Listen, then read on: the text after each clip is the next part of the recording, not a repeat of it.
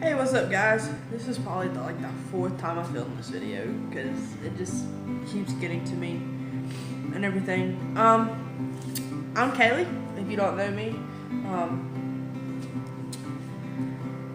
I am from Alabama.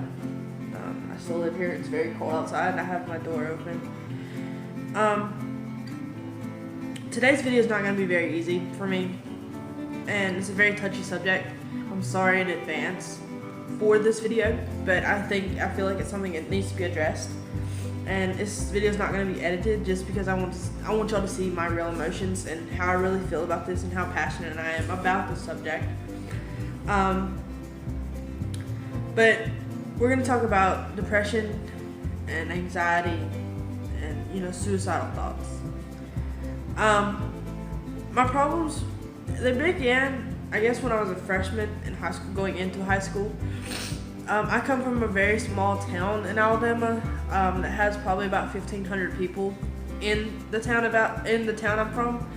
So I graduated with about 90 people in my class, and my whole school in total had about 500. So I come from a very small town, and everybody knew who everybody was, and so I think that's what made everything worse. And so I had a lot of friends, and I wasn't like the most popular person in school or whatever, but I had a lot of friends that were very close to me. I was never in like a clique or anything. I was just me.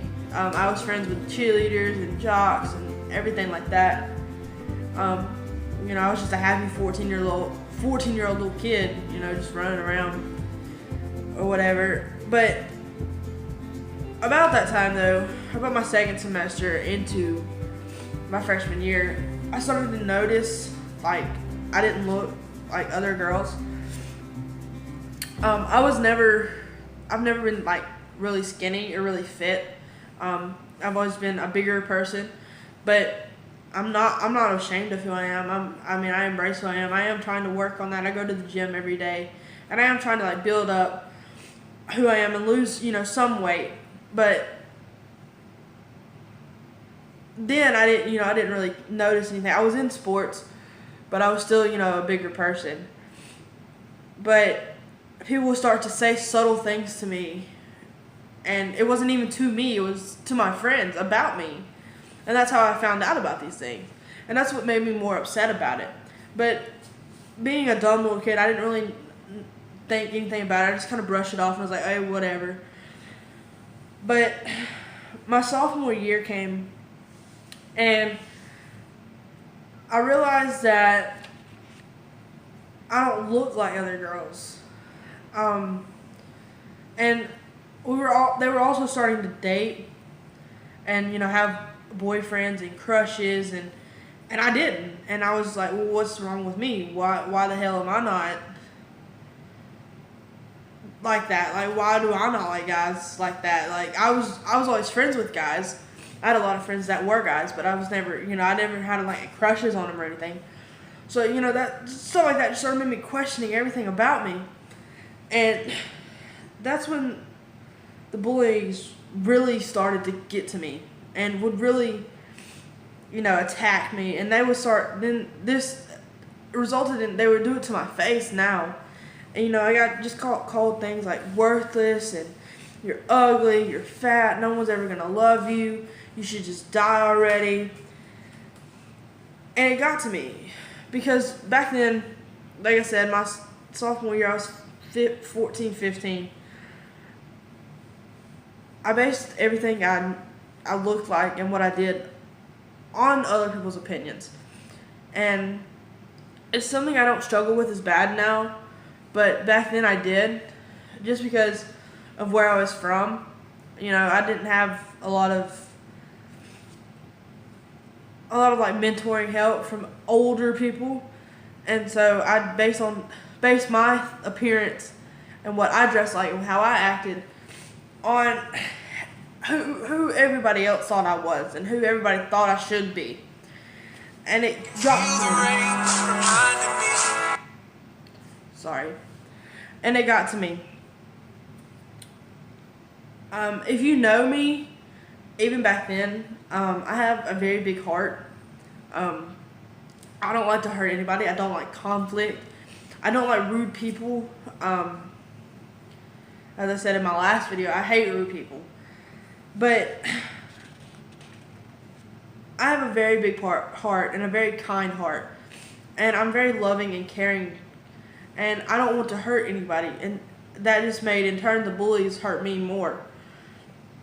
Because I knew I wouldn't do anything back to them. And, it just kind of escalated to where, why were they doing this to me? And, I got into this depression and I got into this funk where I didn't want to leave my room and I didn't want to be around other people. And so I would just kind of go to school and go home. I wouldn't do anything else. I was in the band, and band was actually my kind of escape from everything, just because my band was like my family at the time. Yes, I still had my other family, and they were great, but band was my escape from everything. I would focus on my music. I would practice, 4 hours a day after school, and then just eat and go to bed, just because I didn't want to, I would shut my phone off as soon as I got home from school. After I told my parents I was home, I would shut it off. I wouldn't look at it again until, a couple days later maybe. And it just got to where I was just going into a cycle, going through the motions basically of, wake up, school, home, practice, wake, school, home, practice. I stopped talking to my friends. And, I just kind of was just a spot on the wall basically. I maintained a 4.0 GPA all throughout high school. And that kind of dropped my sophomore year. It dropped to like a 3.9. But, I just buried myself in my studies. And I just shut everybody out that was around me, who cared about me. And that I know now cared about me so much. And I guess my junior year came, and I started to begin to think, would anybody miss me? Why am I here? Like, I am worthless. Like, I'm ugly. I'm fat. I'm not good enough. All these different things just kept happening, and I just kept thinking that's true. That's why I'm not who I am. And I had this one English teacher, and she took me under her wing, and she sat me down one day. She could tell I was upset, and it was after the bell rang, and it was during our break time. We always got a 15-minute break, and it was during our break time, and I'd always go into her classroom and sit there and just talk to her. And this one particular day, we just sat down, and she said, "Kelly, what's wrong?" And I said, "I feel like I'm worthless." I said, "I don't understand why I feel this way." I said, "But I do." I said, "I feel like no one would miss me if I wasn't here." And she looked at me and she said, "Kaylee, you are worth so much more than you could ever imagine." And that stuck with me. She is still my mentor toward this day.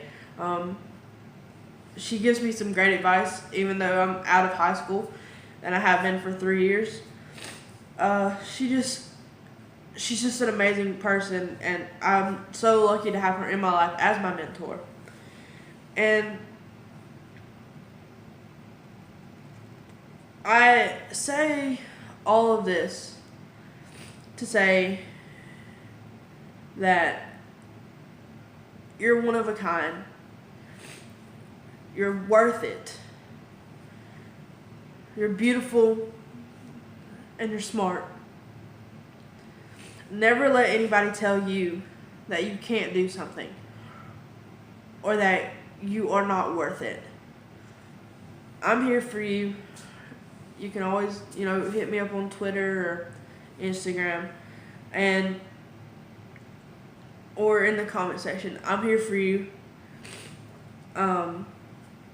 There are other people around you that are here for you. There's a lot of places you can go to get help if you don't feel comfortable talking to your family or friends. I didn't feel comfortable talking to my family about anything that was going on. So that's why I was glad I found her, and I had my escape to my teacher. But you never know what someone's going through. My goal in life right now, I work as a cook. I'm in the service industry, and my goal is to make someone smile. That's my one goal every day I go to work, is to make someone smile. Because you never know who could be having a bad day. And so with that, take that and just know you're worth it. And if you see someone struggling with anxiety or depression or suicidal thoughts or anything along those matters, don't belittle them. Don't say, oh, it's just a phase, I'll get over it.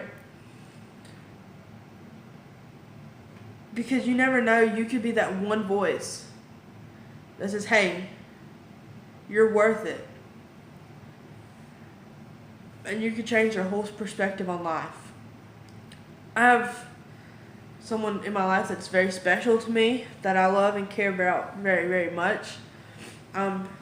They also help me a lot alongside my English teacher. They remind me every day that I'm worth so much more, and that I don't need to listen to anybody else but who I care about, and that's the person I listen to. It's who I care about. And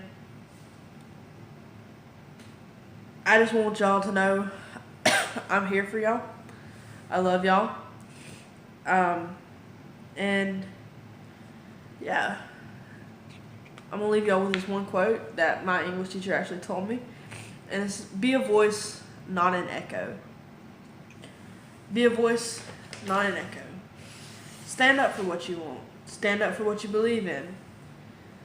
And always, always try to make someone smile.